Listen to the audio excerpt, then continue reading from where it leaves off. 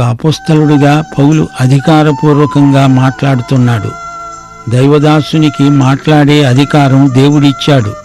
తాను బోధించే సత్యవాక్యమును తాను త్రికరణ శుద్ధిగా నమ్మేవాడై ఉండాలి. అధికారంతో బోధించలేకపోతే అసలు బోధించటం అనవసరం.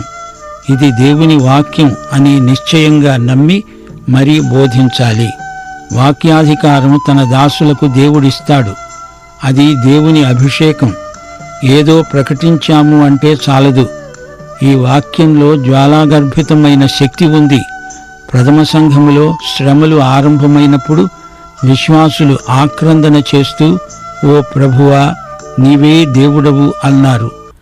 శ్రమలు లేనప్పుడో ఎల్లప్పుడూ ఆయన నీ దేవుడని మరువకూడదు.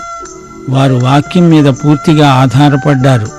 అదే వాక్యాధికారంతో పౌలు ఇక్కడ మాట్లాడుతున్నాడు.